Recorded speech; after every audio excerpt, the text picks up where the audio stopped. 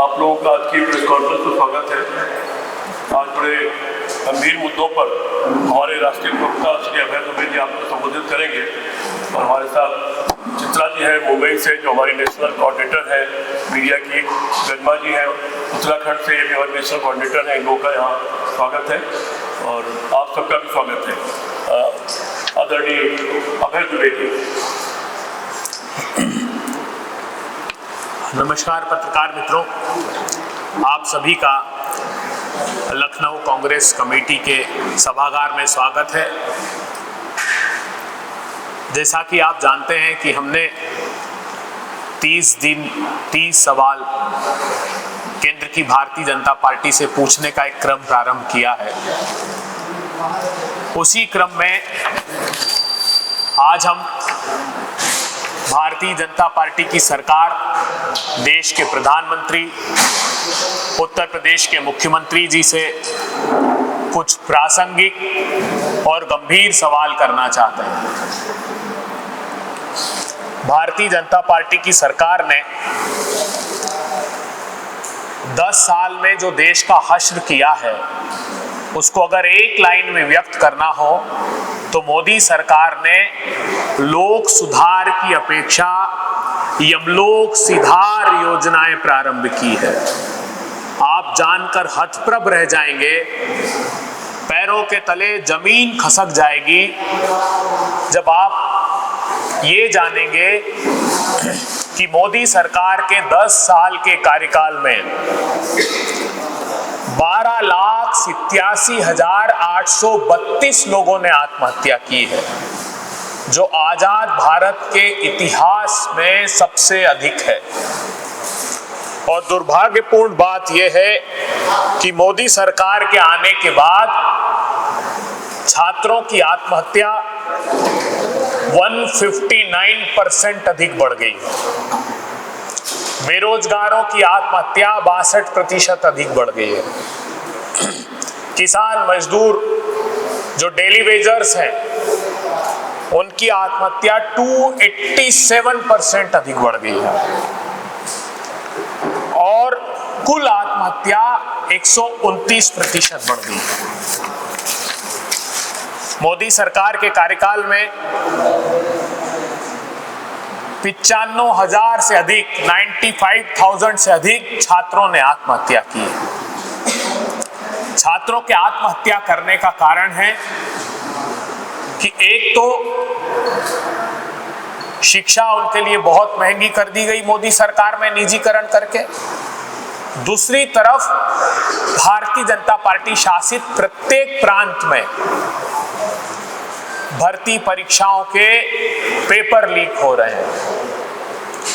तो परिवार पर जो आर्थिक बोझ उनकी शिक्षा के लिए पड़ता है और उसके बाद जो निराशा हाथ लगती है कि भर्ती परीक्षाएं लगातार पेपर लीक हो रहे हैं, चाहे वो मध्य प्रदेश में 23 भर्ती परीक्षाओं में 1 करोड़ युवाओं को व्यापम के माध्यम से लूटा गया, या गुजरात में 2014 के बाद एक भर्ती परीक्षा ऐसी नहीं है, वो फॉरेस्ट गार्ड से लेकर ऑफिस के क्लर्क तक, जिसमें स्कैम ना हुआ हो। हरियाणा में 28 भर्ती परीक्षाओं में स्कैम हुआ। उत्तर प्रदेश में आपने देखा ही सही कि कैसे 60 लाख युवाओं को भर्ती परीक्षा के नाम पर, पेपर लीक के नाम पर ठगा गया। उसके बाद 1 लाख से अधिक किसानों ने आत्महत्या की है। और ये आरोप हम नहीं लगा रहे, ये गंभीर आरोप अमित शाह साहब मोदी सरकार पर लगा रहे हैं, क्योंकि जिस रिपोर्ट का हवाला मैं दे रहा हूं वो गृह मंत्रालय की रिपोर्ट। गृह मंत्रालय की रिपोर्ट ये बताती है, जो मैं व्यक्त कर रहा हूं, कि 12,87,000 लोगों ने आत्महत्या की है। इस दौरान 46,000 से अधिक खेत मजदूरों ने आत्महत्या की।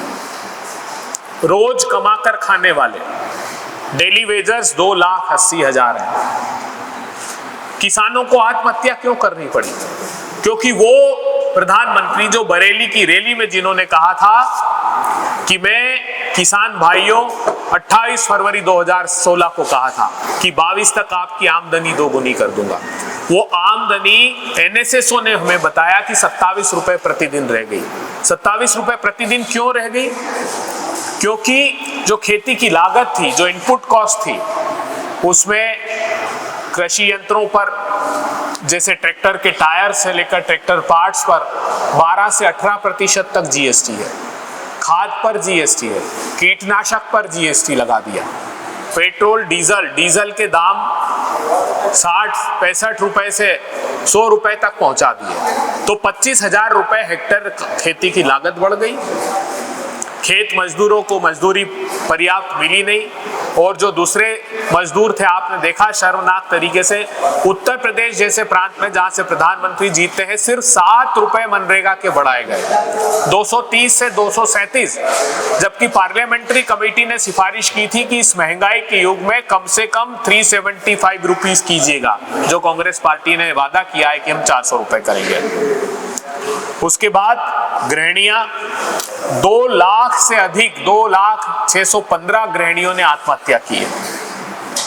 गृहिणियों के आत्महत्या करने की वजह आज साफ दिखाई देती है कि आमदनी बढ़ी नहीं। ऑक्सफैम ने रिपोर्ट दी कि 84% लोगों की आमदनी हिंदुस्तान में घट गई, 12 करोड़ लोगों के रोजगार कम हो गए, और महंगाई की आग में गृहिणियों को झोंक दिया गया।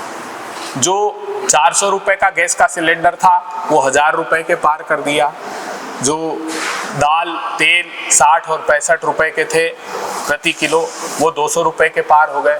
पेट्रोल डीजल 100 रुपए के पार हो गया। और ये कब हुआ? जब अनाज का पर्याप्त उत्पादन था तो कुछ होर्डर्स ने होर्डिंग की और आर्टिफिशियल क्राइसिस बनाकर दाम दाल के बढ़ा दिए, तेल के बढ़ा दिए। पेट्रोल डीजल इंटरनेशनल मार्केट में क्रूड ऑयल के प्राइस कम थे, फिर भी ये कहते थे हम डायनेमिक फ्यूल प्राइसिंग पॉलिसी लेकर आएंगे, और ये लेकर आए 2017 में। इस देश को वादा किया था कि इंटरनेशनल मार्केट में क्रूड ऑयल के प्राइस कम होंगे तो सीधे आपके खाते में ट्रांसलेट कर देंगे। इन्होंने कहा था इंटरनेशनल मार्केट में रेट बढ़ गए तो भी आप पर वजन नहीं आएगा, मगर 40 लाख करोड़ रुपए पेट्रोलियम प्रोडक्ट पर डाका डालकर इन्होंने कमाए, देश के नागरिकों को उसका लाभ नहीं मिला।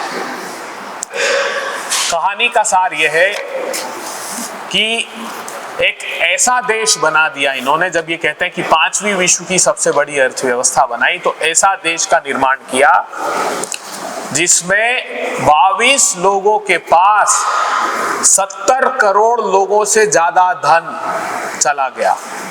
1% लोगों के पास हिंदुस्तान के 40% संसाधन चले गए। एक ऐसी इकोनॉमी का इन्होंने निर्माण किया।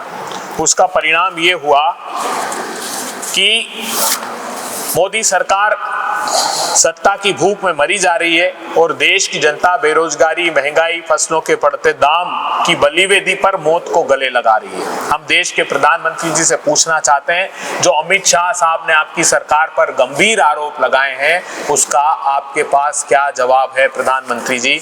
मैं ये पूरा चार्ट ईयर वाइज आपको हम सौंप रहे हैं, और कहानी जब अंतिम पायदान पर पहुंचती है तो उत्तर प्रदेश में भी 22 लोग रोज आत्महत्या कर रहे हैं।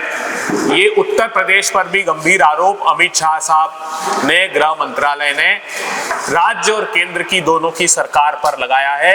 देश के प्रधानमंत्री जी, जब आप शमशान, कब्रिस्तान, दिवाली, रमजान, मंगलसूत्र, मटन, मछली, भैंस से लेके काले धन के टेम्पो तक आ गए, तो अमित शाह साहब के इन आरोपों का जवाब आपको देना चाहिए।